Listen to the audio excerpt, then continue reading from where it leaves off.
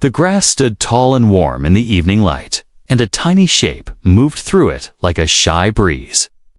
She stopped at the edge of the clearing and hugged herself, eyes wide and wet, lips trembling.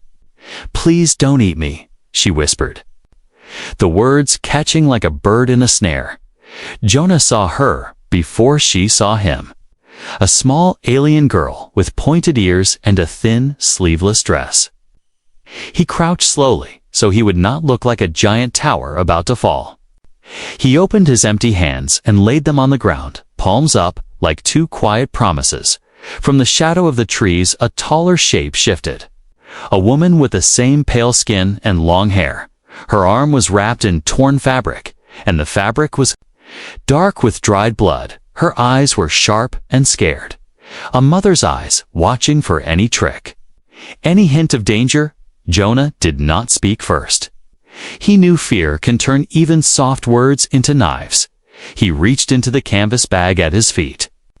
Slow and clear, letting the girl see every motion, he set a small loaf of bread on the grass. Then a bottle of water with a blue cap. Then he stood and took 5 steps back, far enough that his breath could not touch them. The girl glanced at the loaf as if it might jump and bite her. Her toes curled in the dirt. Her arms held her ribs like a fragile cage. A hungry sound came from her stomach, soft and helpless. And she winced as if the sound betrayed her. The woman in the trees spoke a low warning in a language Jonah did not. "No," the girl answered with the smallest nod and then stepped forward. One step, then another. She grabbed the bread and the water. And then she ran back to the trees, fast as a quick rabbit. Jonah stayed where he was. He kept his hands down and his eyes gentle.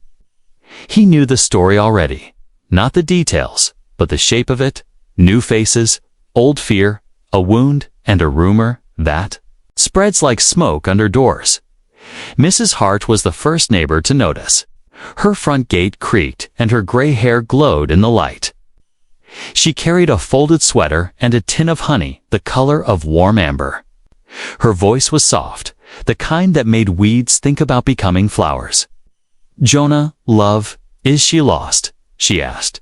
Though she already knew the answer, the girl took a small bite of the bread and chewed.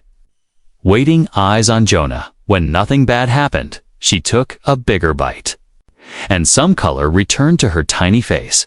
She opened the water and sipped, then gulped. Then stopped and pressed the bottle to her chest like a treasure. The woman stepped from the trees, slow and careful. Pain in her steps and duty in her spine. "Her name is Lumi," she said, in broken basic, pointing to the girl with a shaking hand. "I am Arya. We run, we hide. Elders say humans eat small ones. Elders say, be silent or be gone." Jonah shook his head once, gentle and firm. "A gate. Closing on a bad road, no one will eat you," he said, keeping his voice low and steady like a calm river. "I can help with the wound. I have clean water, I have bandages, I have a stove for soup." At the word stove, Lumi flinched, as if the sound itself could burn her. Jonah lifted his hands again to show he would not move closer without a yes. Mrs. Hart raised the tin of honey and smiled, a little brave sparkle in her eye. "Sweet makes fear step back," she said, and she set the tin on the ground halfway between them. Birds chattered in the hedges, and the mountains wore long shadows, like shawls. A small wind ran fingers through the grass, and the world tried to feel normal. But fear has a memory, and memory has its own weather. Arya swayed where she stood, the wound pulling her down like a whispered command. Jonah took a careful step forward and tore a clean strip from the extra towel in his bag. "May I?" he asked, and he waited, and the waiting was a bridge made of trust. Arya nodded once, a hard nod, not because she fully believed, but because she could not stand forever. He wrapped the arm with slow hands, narrating each small motion so nothing felt like a surprise. "This is water. It will sting. Then it will stop. This is pressure. It will help the blood stay inside. Lumi watched with both hands on her mouth, her breath fogging her fingers. Jonah finished the wrap and tied it snug. And Arya blinked at the simple kindness like it was a new kind of light. From down the road came the low growl of an engine. Lazy at first, then more certain. Mrs. Hart looked toward the bend and sighed. A private sigh, old and weary. "Someone called it in," she whispered, not angry. Just sad that fear always ran faster than hope. Lumi held the honey tin and peered inside. The glow gilded her nose and cheeks. She dipped a finger, tasted it, and her face broke open with surprise and quiet joy. "Sweet," she breathed, and the words seemed to make the air warmer. Jonah smiled. But he kept his shoulders loose and his posture small. A big man trying to be small for a small heart. The engine grew into a patrol car. White doors, a long black stripe. Radio crackle like dry leaves. It rolled to a stop near the fence, and the red light spun lazy circles across the cottage wall. Officer Cade stepped out, tall, squared shoulders. A hand near the holster, but not touching it yet. His eyes measured the scene the way a carpenter measures a beam. Straight, exact, without room for stories, everyone outside. "Now," he called, voice clipped. The kind of voice that expects yes before the mind catches it. Mrs. Hart lifted her chin and stood a step closer to Arya, her small body becoming a shield. Jonah kept his hands where Cade could see them, and his voice stayed calm. "Still water under strong wind. They are hurt and hungry. I gave food and a bandage. That is all," he said. Cade's gaze landed on Lumi, on the honey, on her finger. On the towel not at Araya's arm, something like doubt touched his face and left. Fast as a sparrow's shadow across the lane, more gates opened. Phones rose like metal flowers bending toward drama. Voices stacked in layers, fear, curiosity. A few kind words sprinkled like rain that might or might not reach the soil. Lumi slid behind Jonah's leg and gripped his trousers. The fabric bunching under her small fists. He did not look down. He only shifted his stance so she had more space to hide. The mountains went purple, and the horizon drank the last gold of the day. Jonah could feel the choice hanging in the air. Like a bell waiting for a strike, fear on one side, truth on the other. And the smallest person in the valley holding the rope, Cade lifted his radio. The red light painted his cheek. The static hissed like a warning snake. Unit 6 at the Hart Farm. Possible non-registered aliens. "Stand by," he said, each word tidy, practiced, official. The radio crackled back with something Jonah could not hear, but he felt the weight of it anyway. Mrs. Hart squeezed Arias' good hand and whispered, "You are not alone." And the whisper felt like a candle in a cave. Lumi peeked around Jonah's leg and met Cade's eyes. And for a blink, the world held its breath. Her lips moved. And the tiniest voice crossed the distance like a brave moth through dark air. "Please don't eat me," she said again. Not as a scream this time, but as a plea for truth. The red light rolled over the grass. Slow and heavy, and everything that mattered balanced on that turning wheel. Cade's hand hovered near his holster, his eyes cold and careful. Jonah kept his hands open while the red light spun slow circles on the wall. "Let me take them inside," Jonah said in a steady voice. "She is bleeding. The child is shaking." "I have a first aid box and hot soup." Cade weighed the words like stones in a scale. "Door stays open. I stay by the threshold. You touch nothing sharp without telling me first." He said. Jonah nodded, a simple yes, and turned to Arya and Lumi. "Come," he said softly.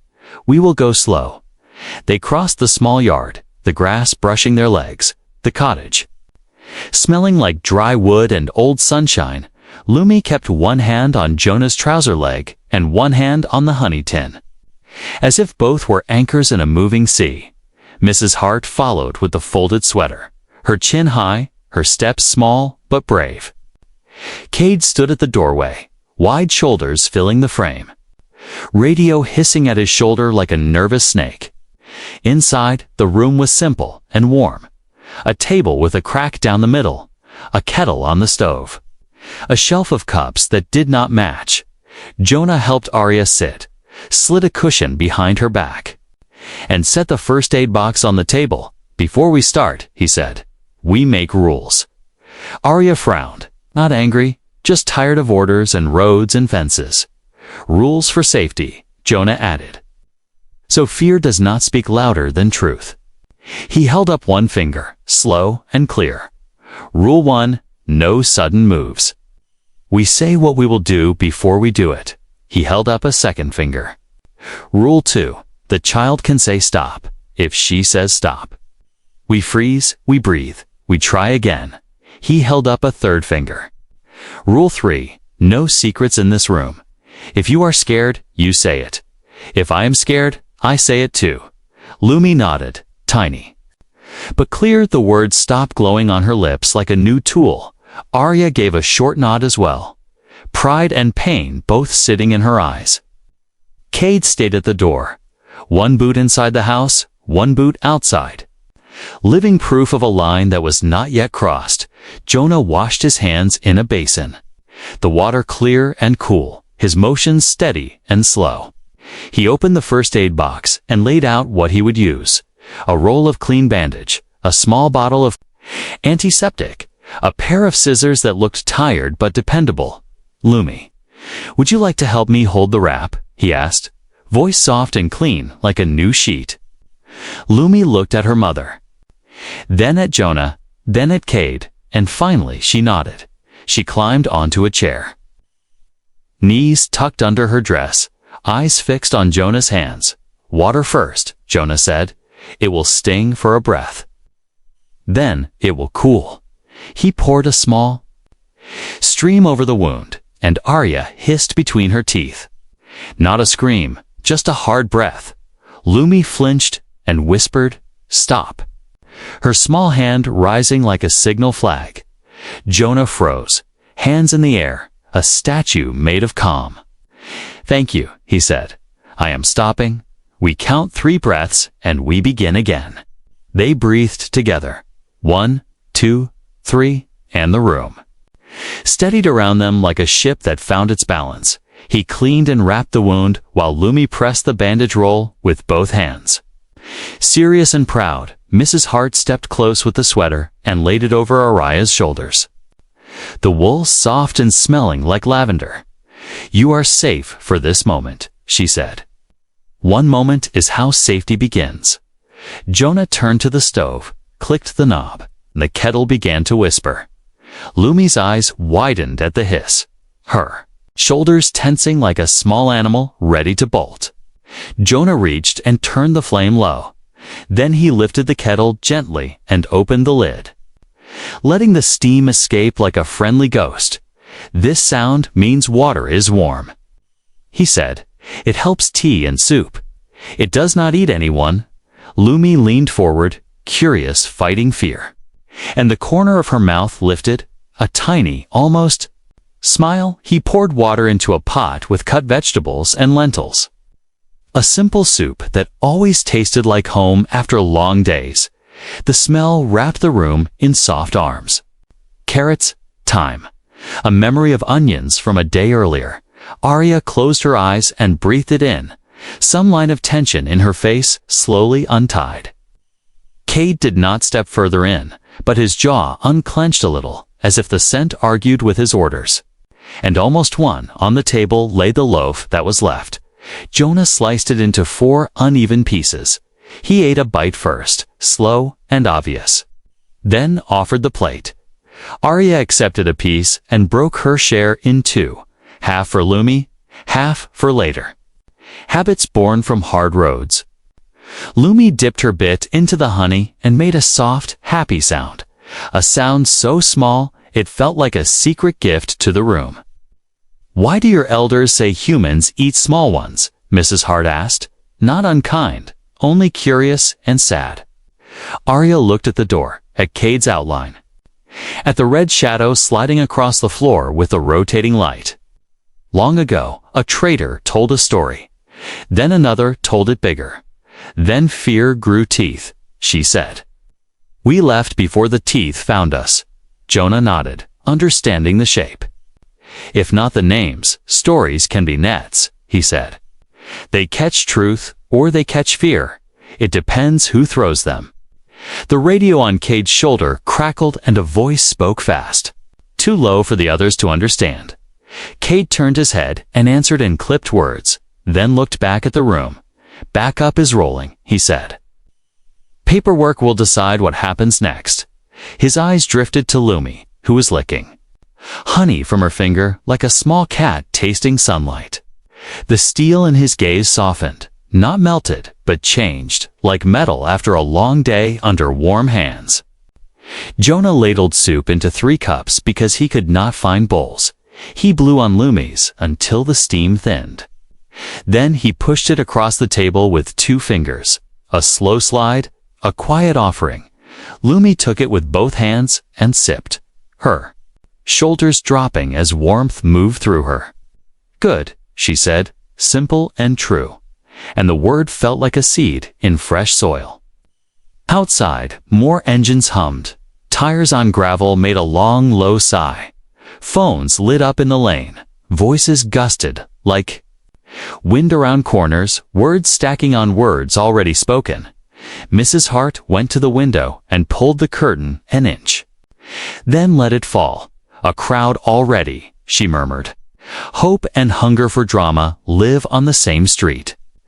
Jonah wiped the table with a cloth because the cloth knew his hands and the motion knew his nerves. He looked at Arya, at the careful way she watched the door and also the way she watched his face. Another rule, he said softly.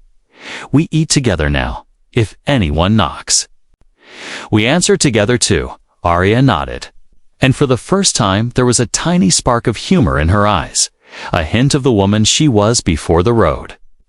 Then eat faster, she whispered, and he almost laughed, a short, warm sound that made Lumi glance up and smile back. The kettle chose that moment to whistle, sudden and sharp, a bright cry from metal lungs. Lumi jolted to her feet, the cup wobbled, soup sloshed. Her breath turned quick and thin. Jonah snapped the flame off and lifted the kettle, holding it away from the child like a guard dog, turned gentle. Stop, Lumi said, testing the rule. And Jonah froze again, then lowered the kettle slowly to the cool back burner.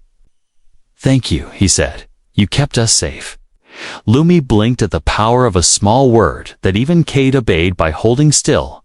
For a heartbeat, the whole house was quiet, the kind of quiet that hears its own courage. Then came the knock, not gentle, not curious, but the firm knock of a hand that belongs to the law. Cade straightened. One last look at the room, at the bandage, at the honey, at the small girl with soup on her chin. He stepped back into the doorway so his voice would carry, his hand near. The holster again, everyone outside. Now, he said, and the red light rolled across the floor like a slow wave coming in. The night air felt cooler as they stepped outside, the sky deep blue with early stars waking up. Cade held the doorway like a guard post, one hand near his belt, eyes taking fast pictures of every face. Stay where I can see your hands, he said, voice flat but not cruel. Jonah stood beside Arya and Lumi, his shoulders square, his palms open, the rules from the kitchen still alive between them. Mrs. Hart took the other side of Arya, the sweater tight around the alien mother's shoulders down the lane. Neighbors leaned on fences, phones raised, screens glowing like small moons. Why are you hiding them, Jonah? Cade asked, not shouting, just pulling the thread he cared about most. I am not hiding them, Jonah said. I am helping the wounded and the hungry. Cade's gaze moved to the bandage on Arya's arm, then to the honey on Lumi's chin, then back to Jonah. Arya lifted her chin, the proud angle of a person who has carried too much for too long. Our elders tell stories, she said, They say humans eat the small ones first. Murmurs rippled through the crowd, some shocked, some angry, some only curious, hungry for more story. Lumi squeezed Jonah's trouser leg, then looked up. At him, eyes big and lost. "Is it true?" she asked in a tiny voice. "Do humans eat small ones?" Jonah shook his head softly, the movement as gentle as a hand smoothing a child's hair. He reached into his bag and pulled out a fresh loaf. Wrapped in paper, he held it up so every phone could see it. Then tore it in half with steady hands. He took a bite, slow and obvious, chewing like he had all the time in the world. "Food is for sharing," he said, his voice carrying across the yard like a small, warm light. He offered one half to Arya, and she stared at it like it might turn into a trap. Mrs. Hart took a small piece first, ate it, smiled, then nodded to Arya as if passing a silent test. Arya broke off a corner and placed it in Lumi's hands. Lumi looked from the bread to Jonah, then to Cade, then back to the bread. She ate, slow at first, then sure, the fear loosening its fingers as taste replaced rumor. Cade's jaw worked. Once, not with anger, more like a man chewing a thought that needed proof. Jonah held out the other half to him. The offer simple, not a dare, not a trick. After a long breath, Cade took a bite, eyes never leaving Jonah's face. Then lowered the bread like it was evidence that refused to lie from the fence. A teen with a hoodie and bright sneakers called out, "My stream is live, 1,000 watching." "They're saying the kid is cute but scared," he said, half proud, half nervous. Mrs. Hart gave him a look that could sweep a porch clean in one glance. And he flushed and lowered his phone a little. "Tell your stream," Mrs. Hart said, "that." Fear told a bad story, and now we are replacing it. The teen swallowed and nodded, his thumb moving fast. Words racing out across invisible wires, replacing fear, he read aloud for his viewers. With bread and soup, Arya looked at the faces, at the light of screens, at the old woman's courage and the mechanic's steady hands. "On my world," she said, "we have a legend of bone teeth. A creature that eats the weak at night. Elders use it to make children obey." She touched Lumi's hair, tender and tired. Sometimes elders forget to stop telling the story. Even when the children are grown, even when the teeth are only new. Wind and shadows. Jonah pointed at the kettle inside the doorway. An everyday thing, now part of the lesson. "This makes the sound of heat, not the sound of harm," he said. "We say what is true to push the shadow back." Lumi nodded, repeating the word true under her breath as if trying its weight. A small boy from the next house shuffled closer with a bag of grapes. "Mom said to share," he mumbled, cheeks red, courage in both hands. He held the bag toward Lumi, who froze, then glanced at Jonah, seeking the rule and the permission. "Would you like one?" Jonah asked, and Lumi nodded. She took a grape, sniffed it, then held it up between two fingers like a little planet. She popped it in her mouth and blinked. Then a smile lit her face, warm and bright like a window with cake inside. Cade's radio cracked, a gravel voice asking for a status update. He lifted the mic, looked at the yard, at the small circle of people sharing food and fear.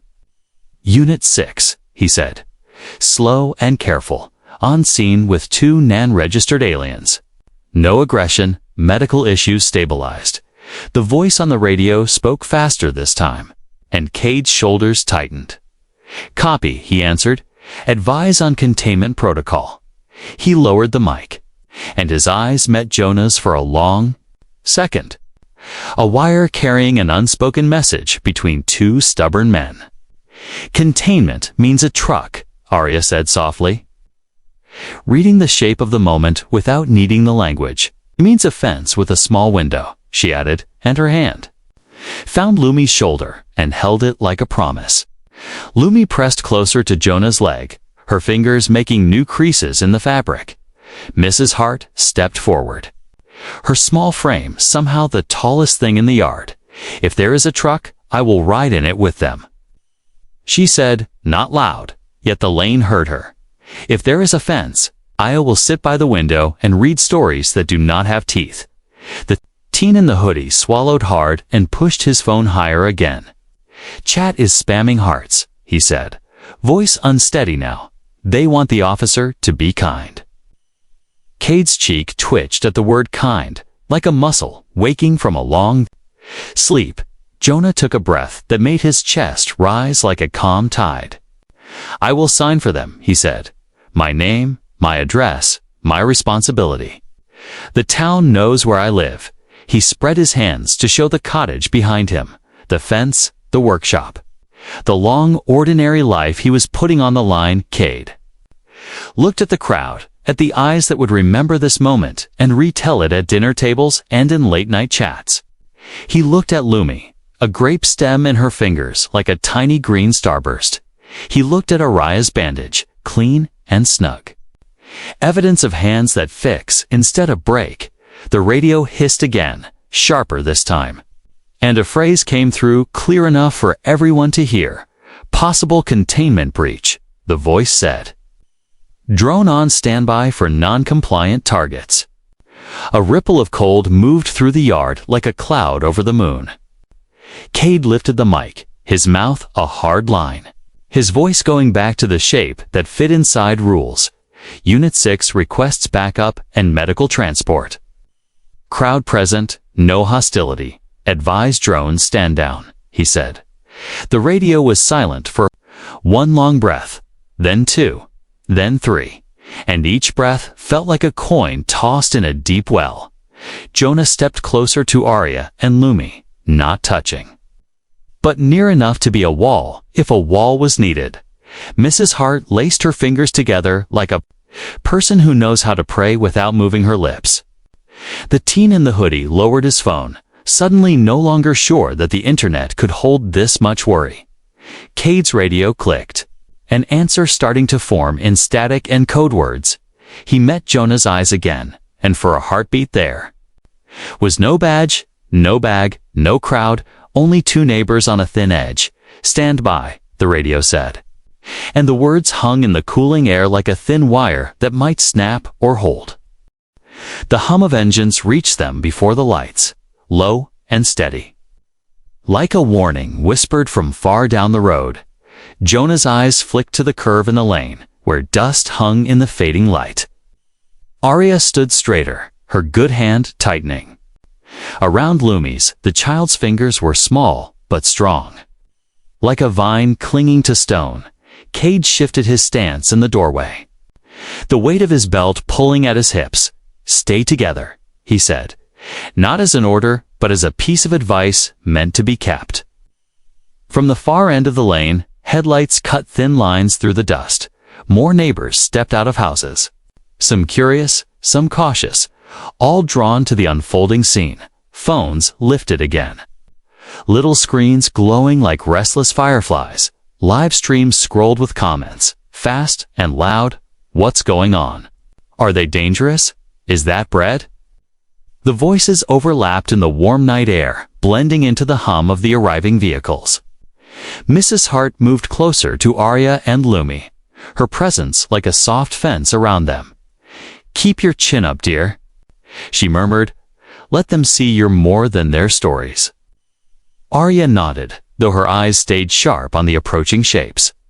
Jonah stepped slightly forward, the way a man does when he's ready to block a blow. The first vehicle rolled into view, a small white transport with the station's crest on the side. Behind it came a patrol truck, the red light turning slowly like an unblinking eye. People along the lane whispered, some leaning close to one another. They'll take them, someone said. Not if Jonah has his way. Another replied. The transport stopped at the edge of the yard, gravel crunching under its tires. A uniformed medic stepped out first. A bag over one shoulder, behind him, a tall man in a dark coat with a clipboard. His gaze swept the group like a scanner. Pausing on Lumi's face, he made a note without looking up. His pen scratching the paper like a slow saw, Cade stepped forward. To meet them halfway, his voice low. Jonah couldn't hear the words, but he could read the shape of the exchange. Regulations on one side, the reality of the moment on the other. The clipboard man glanced toward Jonah, then at Arya, then at the crowd. He didn't like the attention. Jonah could see it in the tight way he held his jaw. Mrs. Hart took a step toward the lane, her voice clear and carrying. "This town doesn't turn away the hurt," she said. A murmur of agreement ran through part of the crowd. Others stayed quiet, their eyes measuring which way the wind might turn. Arya shifted her weight, her breath quickening. She leaned toward Jonah and whispered, "If they take her, I go too." Jonah didn't answer right away.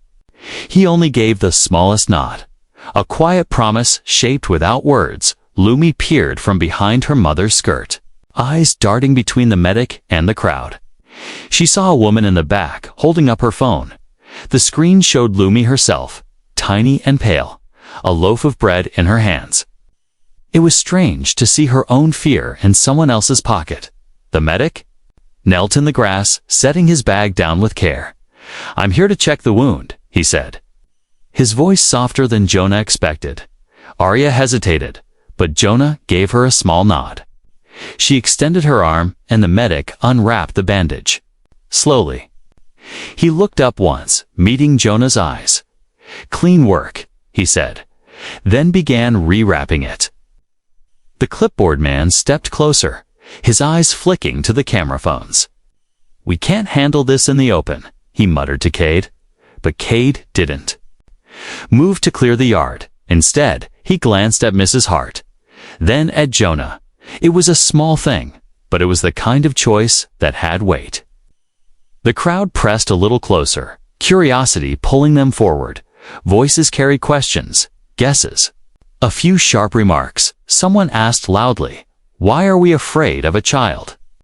And someone else answered, "Because we were told to be." The words hung in the air, more solid than any rumor. Jonah took a step back, so Arya and Lumi were in the center of the small circle.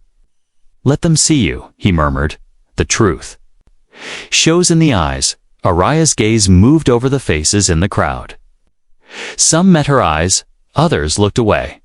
Lumi's grip loosened slightly, as if the open space was not as dangerous as she thought. A shout came from the end of the lane. "Drone incoming." Heads turned, and the murmurs grew sharp above the rooftops. A small dark shape moved against the pale evening sky. Its lights blinked in a steady rhythm, its engine a soft, menacing buzz. The medic looked up, his brow furrowed. "That's not standard," he said under his breath. The clipboard man swore quietly. "It's here for them," he muttered, "to tag and track if needed." Lumi pressed herself into Arya's side, eyes locked on the moving shadow. Arya's breathing quickened, her shoulders tense, Jonah's jaw set, the lines around his mouth deepening. "That thing gets close, and this ends badly," he said to Cade. The drone's shadow slid over the yard like a stain. It circled once, then tilted slightly. A soft click echoed from above. Jonah knew the sound cameras, scanning, recording. Every second it stayed meant the story being told would not be theirs. Mrs. Hart stepped forward, placing herself between the drone's gaze and the small family. Her voice rang out, steady and fierce. "You can watch all you want, but you'll see nothing worth your fear." Some in the crowd clapped softly. Others pulled their phones higher.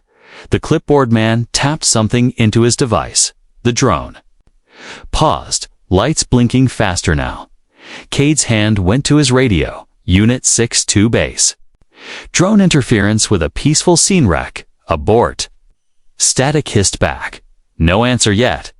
Jonah stepped closer to Arya, his shadow overlapping hers. Lumi looked up at him, her voice barely more than a breath. "Will it hurt us?" she asked. "Not if I can help it," he said. And the way he said it made Arya glance at him with something like trust. The drone hovered lower, the buzz louder. Someone in the crowd shouted, "Turn it off." Another voice called, Show them we're not afraid. The air felt tight, like it was holding a breath it didn't want to release. Cade lowered his radio and looked straight at Jonah. You move them now, to cover. Quietly, he said. Jonah didn't hesitate. He turned, guiding Arya and Lumi toward the cottage. Mrs. Hart followed close, her eyes never leaving the sky. As they reached the doorway, the drone shifted again. Its lens glinted in the last of the daylight, and Jonah knew. The next minutes would decide whether fear or truth would be the story remembered. The air felt heavy, thick with the hum of the drone overhead. Jonah guided Arya and Lumi toward the truck parked beside his cottage. The old vehicle smelled faintly of oil and pine from years of hauling tools and wood. Mrs. Hart climbed into the back seat without being asked, her jaw set in that stubborn way Jonah had learned never to argue with. Cade stood by the open gate, speaking into his radio in short, clipped bursts. The red light from the patrol car spun lazily across his shoulders. When he turned toward Jonah, his eyes carried the weight of a choice he didn't want to make. You've got 10 minutes, Cade said quietly. After that, I can't hold them back. Jonah gave a single nod. The kind that carried more thanks than words could hold. He helped Arya into the passenger seat, careful not to jostle her injured arm. Lumi scrambled up beside her mother, clutching the honey tin like a talisman. Jonah closed the door gently, then climbed into the driver's seat. The engine coughed once before settling into a low growl. The headlights cut a pale path through the darkening lane. Behind them, Mrs. Hart leaned forward between the seats, her voice steady. Drive to Dr. Wren's clinic. She doesn't care what the law says about visitors. She cares about healing. The road out of the valley wound between fields and tall hedges in the rearview mirror. Jonah could see the drone keeping pace above, its red indicator light winking like a distant threat. Every few seconds it dipped lower, a faint mechanical whir reaching their ears even inside the cab. Lumi pressed herself closer to her mother, eyes tracking the shadow above. Jonah kept his voice calm as he spoke. It's just a machine. It can't decide what to do on its own. Arya's lips pressed into a thin line. Machines do what the fearful tell them, she said, her voice low, almost lost under the hum of the Kato. Engine. They rounded a bend, and the first lights of the small town appeared, a scatter of lamps and the soft glow of shop windows closing for the night. Jonah slowed as they approached the clinic, a modest brick building with a faded green cross above the door. He parked at the side where the shadows of tall oaks hid them from the main street. Mrs. Hart was out first, scanning the sky. The drone circled once more, then moved higher. As if reluctant to lose sight, Jonah led Arya and Lumi through the side entrance. The old wooden door creaking softly. Inside, the air smelled of antiseptic and chamomile tea, a strange but comforting mix. Dr. Wren looked up from her desk, her silver hair tied back in a no-nonsense knot. Her eyes widened slightly at the sight of her unexpected patients, but she said nothing about the obvious. Sit. Her here, she said. Gesturing to the examination chair, Jonah helped Arya settle in, while Lumi stood close. Watching every move, Wren examined the bandage, peeling it back with careful fingers. This is good work, she remarked, glancing at Jonah. You kept the wound clean. That's rare for field treatment. Arya's gaze softened just a fraction at the words. Lumi touched the clean white cloth in Wren's hands and whispered, Safe, as if testing the word again.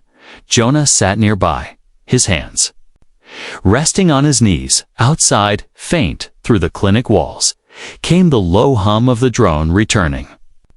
Wren's eyes flicked to the window, then back to Jonah.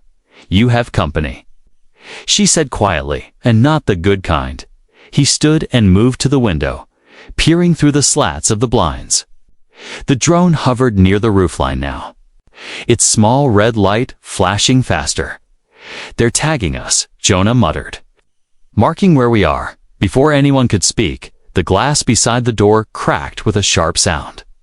A jagged hole bloomed in the pane, scattering tiny diamonds of glass across the floor. Lumi cried out, Araya's good arm pulling her close. Mrs. Hart moved in front of them without hesitation, her small frame suddenly a wall. Jonah scanned the street. No figures, just the drone, shifting lower. Inside, everyone to the back room. He ordered, his voice leaving no space for argument. Ren was already moving, pushing open a heavy door at the rear of the clinic. This way storage room is shielded. No signal gets in or out. They hurried through, Lumi's small feet slapping softly against the linoleum. Jonah took the rear, keeping himself between the others and the front of the building. When the door shut behind them, the outside noise dulled instantly. The storage room was dim, lined with shelves of medical supplies. The air smelled faintly of gauze and dried herbs. Ren checked Araya's arm one last time, tying the bandage with brisk efficiency. You're stable now, she said, but that drone isn't going away until someone tells it to. Jonah leaned against the wall, his mind turning over options. We can't stay here, he said. They'll just wait until we walk out. Mrs. Hart met his eyes, her own sharp with quiet resolve. Then we make them leave first, she said. Lumi looked from one face to another, trying to read the grown-up's unspoken language. Finally, she tugged at Jonah's sleeve. I can talk, she whispered. I can tell them you didn't hurt us. Jonah crouched to her level, meeting her wide, determined eyes. That might help, he said gently, but we have to make sure they're listening. Ren crossed her arms. I have a direct link to the station, she said. If she speaks on camera from here, it'll stream straight to their central feed. Outside, the faint hum moved away, then back again, circling like a restless predator. Jonah knew they had minutes, at most. He looked at Arya, who gave a slow nod. She is braver than I was at her age, Arya said softly. Let her speak. Ren fetched a small recorder from her desk, setting it on a crate that made it level with Lumi's face. The child stood straight, the honey tin still in one hand. Jonah stayed beside her, silent but solid. Mrs. Hart rested a hand lightly on Araya's shoulder, steadying them both when the red light of the recorder blinked on. Lumi took a breath. My name is Lumi, she began, her voice clear but small. I am not hurt by the human, she said, glancing up at Jonah. He gave us food and water. He made my mother's arm better. He didn't eat me. There was a soft, choked laugh from Mrs. Hart, but no one stopped her. Lumi's eyes stayed on the lens. You should stop the flying machine, she said. It makes me scared, and I don't want to be scared anymore. Ren ended the recording and sent it through her secure channel. No one spoke for a long moment, the silence thick with what-ifs. Then, faintly, they heard the drone's hum change higher now, moving away. Jonah exhaled slowly. For tonight, we're safe, he said. But he knew the night was far from over, and the next step would decide how long that safety lasted. The drone's hum faded into the distance, leaving only the clinic's quiet breathing. Shelves of gauze, jars of herbal salve, and rows of neatly labeled bottles stood like silent witnesses. Jonah stayed near the back door, listening for any change in the night. He knew quiet like this could be a gift tour, the space between two storms. Arya sat on a low stool, her injured arm resting in her lap. Lumi was curled against her side, small fingers tracing circles in the fabric of her mother's sleeve. Mrs. Hart poured water into paper cups, her hands steady even if her eyes were tired. Dr. Ren tidied her tools with quick, precise movements, though her gaze kept flicking to the window as if expecting trouble to return. Jonah's mind was already turning toward the next move. They'll come back, he said, voice low. Maybe not the drone, but someone will. Different uniforms. Same orders. Arya met his eyes, her own calm but sharp. They won't stop because you are kind, she said. Kindness does not erase their fear. Before Jonah could answer, the front door of the clinic creaked. It was slow, deliberate. The sound of someone entering who didn't care if they were heard. Mrs. Hart set her cup down and moved closer to Arya and Lumi.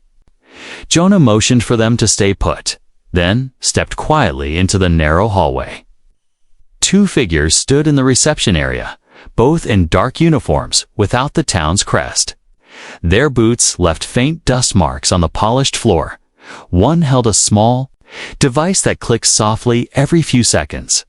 Jonah had seen one before, portable trackers used to tag living beings like cattle. "Evening," Jonah said. Keeping his voice level, the taller of the two men glanced at him without smiling. "We're here for the aliens," he said plainly. "Transport order from above, your local officer." Jonah leaned his shoulder against the wall, making no move to block the hallway yet. "They're getting medical care," he replied. "And?" "They're under my protection." The shorter man stepped forward, his device clicking faster now. "You can either move aside, or we go through you," he said. Jonah's jaw tightened, but his voice stayed steady. "I've worked with cattle." "Gate's stronger than you, friend," he said. "You won't like how this goes." Behind him, he heard a faint sound of stool scraping across the storage room floor. Then Araya's voice, soft but carrying, "You will not take my child." When Jonah glanced back, Arya was standing in the hallway's shadow. Her posture was straight, the sweater from Mrs. Hart falling around her shoulders like a cloak. The tall man shifted his stance. "We have orders," he said. "It's not personal." "That's the problem." Mrs. Hart's voice cut in from behind Arya. "You treat people like packages." "And you call it not personal?" The short man raised the device, and Jonah stepped forward. "You put that thing near her, and I'll break it before it beeps twice," he said. Something in his tone made the taller man pause. It wasn't a shout, it was the solid weight of someone who meant every word. The hallway felt too small, the air thick with a choice that had to be made. Dr. Wren stepped out of her office holding a heavy metal instrument tray. "If you want to test how personal this can get," she said, "try moving past me." The two men hesitated, 3 people between them and their target. Now, Jonah saw the flicker of uncertainty in their eyes.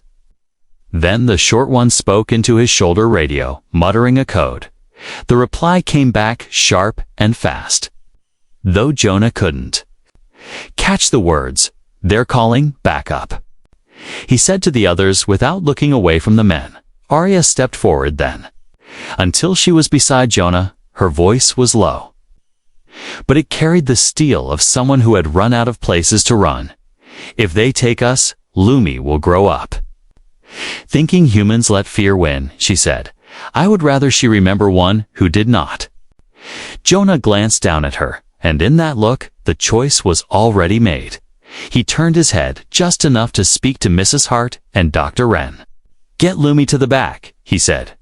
"If they try to follow, make it loud." Mrs. Hart took Lumi's hand, and the girl didn't resist. Her eyes stayed on Jonah, wide, but not crying. Jonah stepped forward, closing the space between himself and the two men. "You're not taking them," he said simply. The short man moved first, stepping in close. His tracker device still raised. Jonah's hand shot out, grabbing the man's wrist and twisting it down. The device clattered to the floor, rolling. Into the corner, the tall man reached for his sidearm, but Jonah shoved the first man into him, knocking them both back a step. It wasn't a fight so much as a block. Jonah didn't swing or lash out, he just moved like a door closing.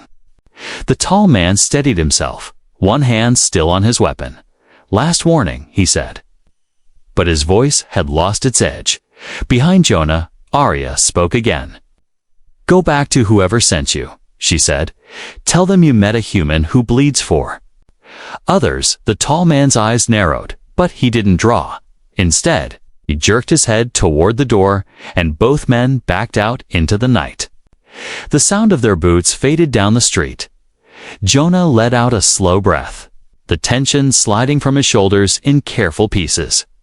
Mrs. Hart returned with Lumi, who ran straight to Aria's side. "You didn't let them take us," the girl said, her voice small but certain. Jonah crouched to meet her eyes. "Not today," he said. "And not while I can stand." Dr. Wren bent to pick up the fallen tracker device.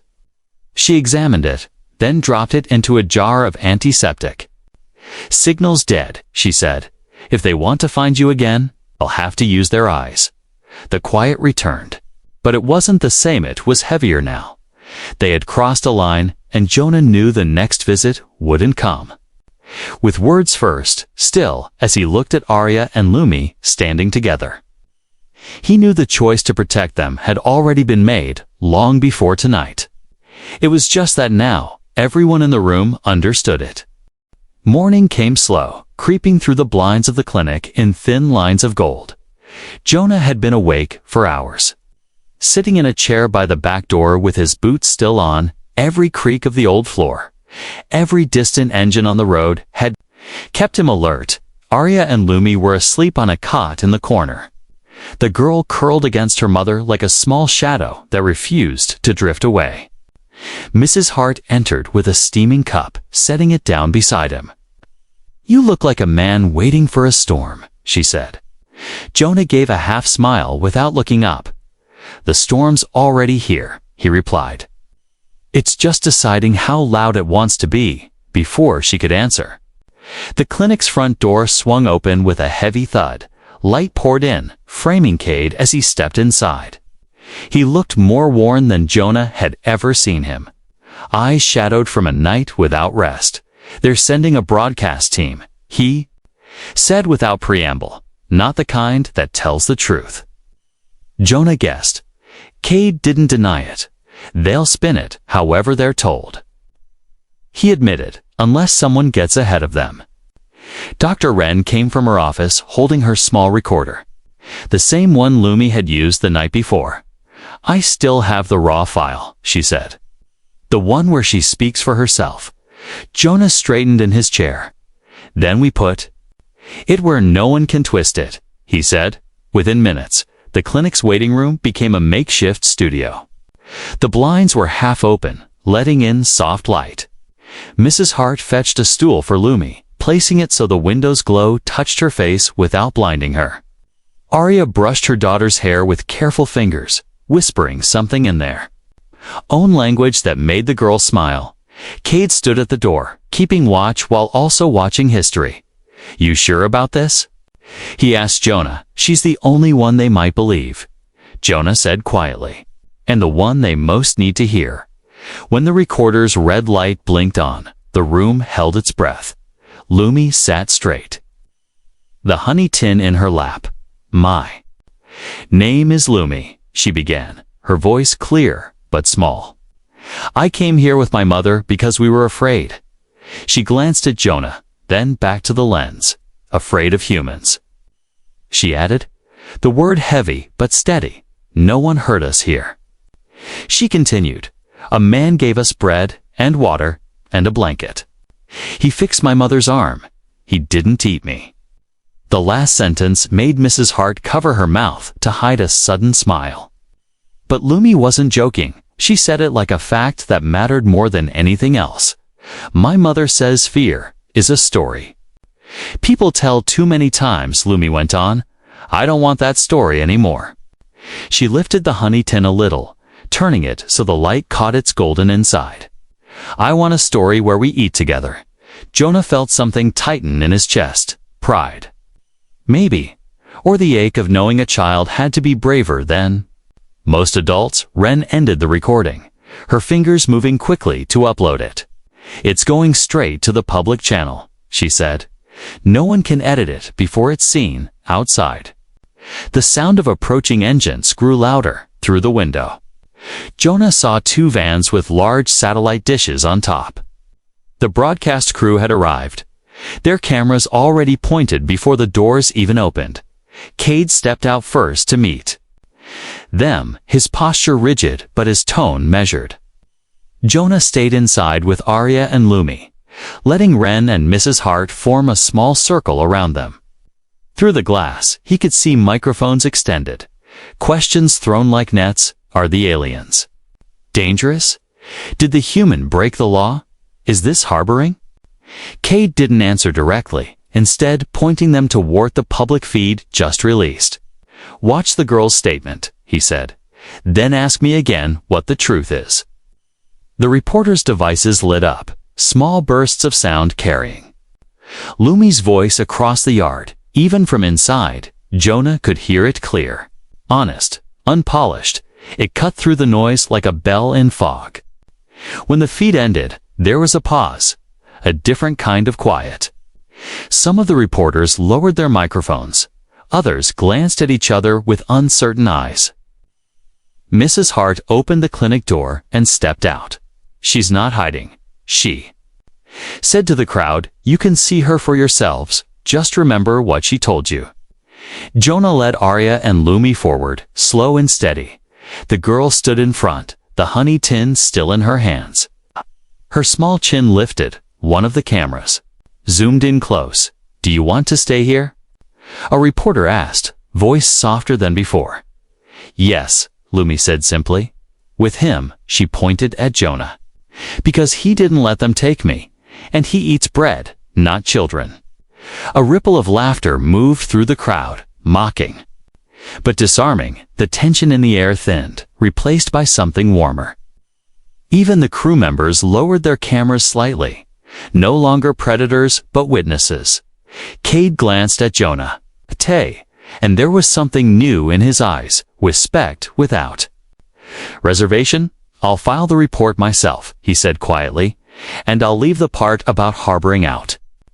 By the time the vans pulled away, the street felt different. Neighbors who had watched from their windows stepped outside. Some brought baskets of food. Others offered blankets or clothes. It was as if Lumi's few sentences had opened a door no one realized had been locked. That evening, Jonah sat with Arya, Lumi, Mrs. Hart, and Cade on the grass outside the clinic. They ate bread, grapes, and soup from mismatched cups. The sun dropped low, painting the valley in soft orange light. Lumi leaned against Jonah's arm, the honey tin beside her like a small golden treasure. She looked up at him and said, Humans don't eat us. Jonah smiled. No, he replied. We eat with you,